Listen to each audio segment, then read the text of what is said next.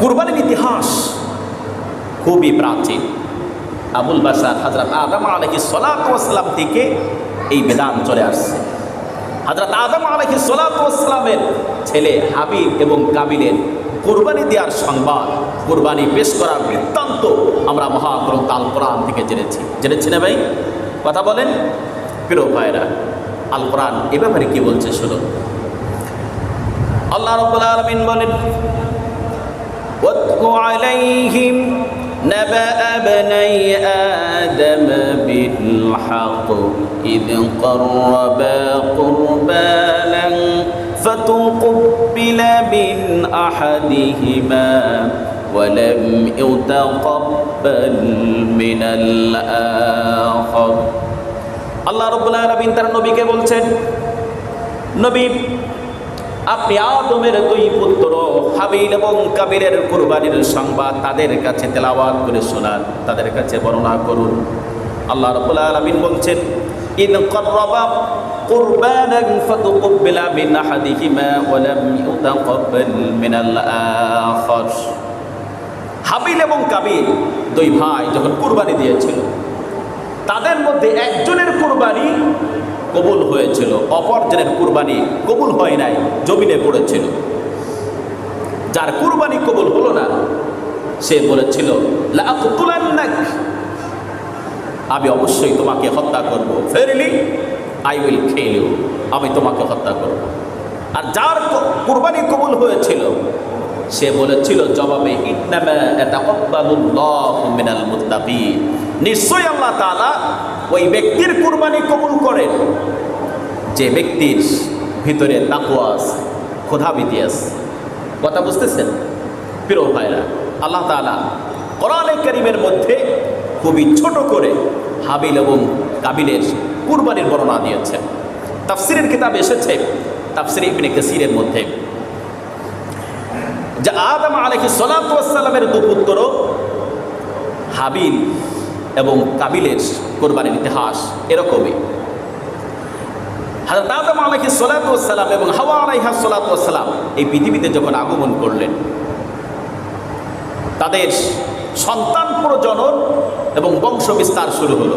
সেই সময় তো হযরত আদম আলাইহিস সালাতু ওয়াস সালাম এবং হাওয়া আলাইহা সালাতু ওয়াস সালাম ছাড়া এই পৃথিবীতে আর কোনো মানুষ ছিল কি? কথা বলেন, ছিল?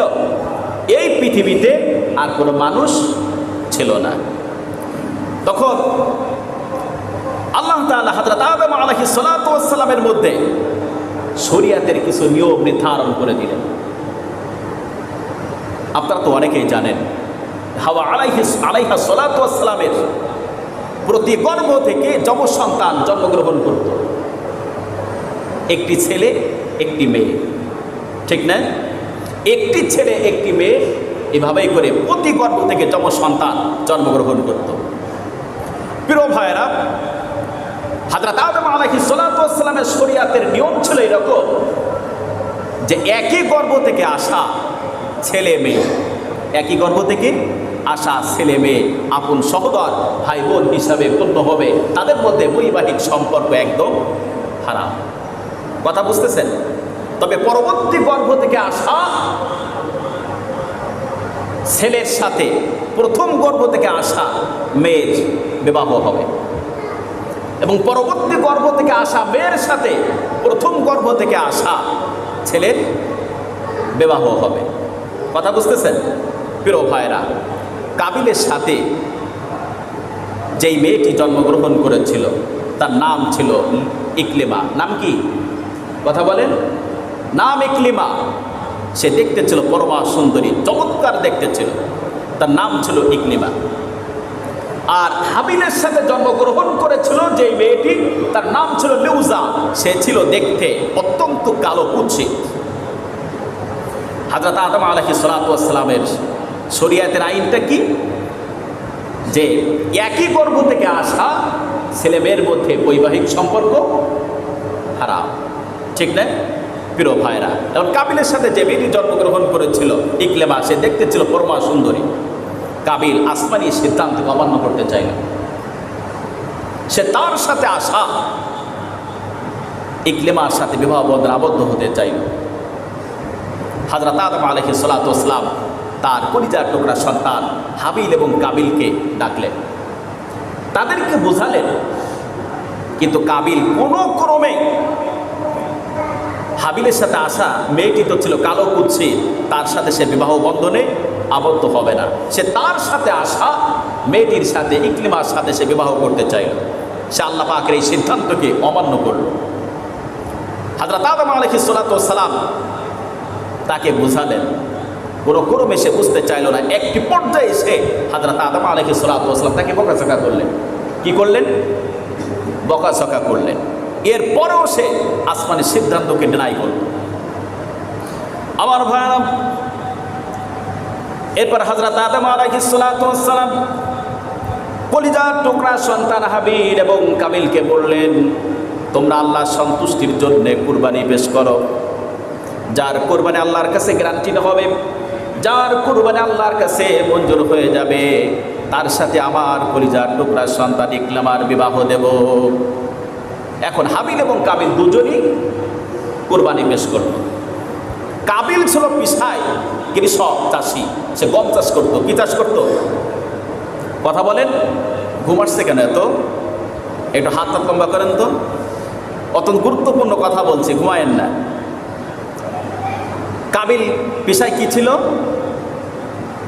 শুনছেন না কথা? পেশায় কি ছিল? পেশায় ছিল সে কৃষক, চাষি, গম চাষ করত। এখন তার ভালো ভালো শীষ বাদ দিয়ে, গমের শীষ বাদ দিয়ে, সে বাসে শীষগুলি দিয়ে একটি বড় ধরনের আটি তৈরি করতো। আটি বুঝেন তো? আটি তৈরি করে কুরবানির জন্য পেশ করত। On the other hand, Habil ছিল পশুপালনকারী, সে পশুপালন করত। তার যতগুলি পশু ছিল, সমস্ত পশুর মধ্যে আপনার যে দম্বাটি দেখতে খুবই চমৎকার ছিল, খুবই সুন্দর ছিল, সেই দম্বাটি সে কোরবানির জন্য পেশ করল। তখন নিয়ম ছিল যে কুরবানি কবুল হওয়ার দৃষ্টান্ত ছিল, নমুনা ছিল, যার কুরবানি আল্লাহর কাছে পছন্দনীয় হতো, আকাশ থেকে অগ্নিশিখা এসে ওই কুরবানিকে জ্বালিয়ে অদৃশ্য করে ফেলত। কথা বুঝতেছেন? হাবিল এবং কাবিল দুই ভাই কুরবানির জন্য, কাবিল পেশ করলো গমের আটি, আর হাবিল পেশ করলো দম্বা। আসমান থেকে অগ্নিশিখা এসে হাবিলের কুরবানিকে জ্বালিয়ে অদৃশ্য করে ফেলল। কাবিল রাগান্বিত হয়ে উঠল। সাথে সাথেই করে কাবিল তার ভাই হাবিলকে বলল, লাআকতুলান্নাক, ভারিলি আই উইল কিল ইউ, আমি তোমাকে হত্যা করব, অবশ্যই হত্যা করব। জবাবে হাবিল যে কথাটি বলেছিলেন আল্লাহ তাআলা কোরআন কারীমের মধ্যে রেকর্ড করেছেন। হাবিল বলেছিলেন, ইন্নামা ইয়াতাকাব্বালুল্লাহু মিনাল মুত্তাকিন, এখানে আমার তো কোনো দোষ নাই, নিশ্চয়ই আল্লাহ তাআলা মুত্তাকিদের কুরবানি কবুল করেন। তুমি যদি আল্লাহর সন্তুষ্টির উদ্দেশ্যে কুরবানি দিতে, তাহলে অবশ্যই তোমার কুরবানি আল্লাহর কাছে মঞ্জুর হয়ে যেত। এখানে আমার তো কোনো দোষ নয়, আমি কুরবানি পেশ করেছি আল্লাহর সন্তুষ্টির জন্য, এবং সবচেয়ে সুন্দর দেখতে যে দুম্বাটি, সেই দুম্বাটি আমি কুরবানির জন্য আল্লাহর সন্তুষ্টির জন্য পেশ করলাম। এখানে আমার তো কোনো দোষ নাই। এ কথা শেষ হতেই না হতেই কাবিল তার ভাই হাবিলের উপর আক্রমণ করলো, তাকে হত্যা করে ফেলল। প্রিয় ভাইরা, এই যে কুরবানির ইতিহাস, কুরবানির বিধান হযরত আদম আলাইহিস সালাতু ওয়াস সালাম থেকে শুরু হয়েছে। তবে এখানে একটি বিষয় আছে, আমাদের কুরবানি আমরা কিন্তু হযরত আদম আলাইহিস সালাতু ওয়াস সালামকে অনুসরণ করে করি না।